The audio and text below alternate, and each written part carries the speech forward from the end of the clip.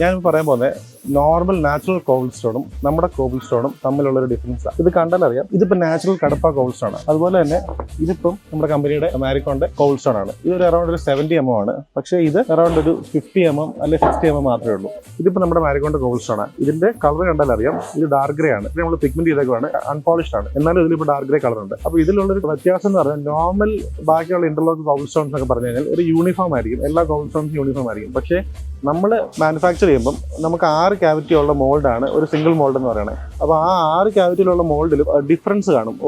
ഓരോ ക്യാവിറ്റിയിലുള്ള cobble stone എന്ന് പറഞ്ഞാൽ ഡിഫറെന്റ് ആയിരിക്കും. അപ്പോൾ നമ്മൾ അതിന് പ്രൊഡക്ഷൻ എടുത്ത് വരുമ്പോൾ കോബിൾ സ്റ്റോൺ നമ്മൾ ലേ ചെയ്യുമ്പോൾ ഒരിക്കലും ഒരു യൂണിഫോമിറ്റി തോന്നത്തില്ല. ശരിക്കുള്ളൊരു സ്റ്റോണിലുള്ള ഡിഫറൻസ് തന്നെ എല്ലാ കോബിൾ സ്റ്റോണിലും ഫീൽ ചെയ്യും. ഇവിടെ നമ്മൾ ലേ ചെയ്തിരിക്കുന്നത് നമ്മൾ കണ്ടാലറിയാം, പല കോബിൾ സ്റ്റോണിലും പല അച്ചിന്റെ ഫിനിഷാണ്. അപ്പോൾ നിങ്ങളൊരു നാച്ചുറൽ യുണീക്ക് ആയിട്ടുള്ള കോബിൾ സ്റ്റോൺ ആണ് നോക്കുന്നെങ്കിൽ മാരിക്കോണിന്റെ കോബിൾ സ്റ്റോൺ ഒരു റൈറ്റ് ചോയ്സ് ആയിരിക്കും.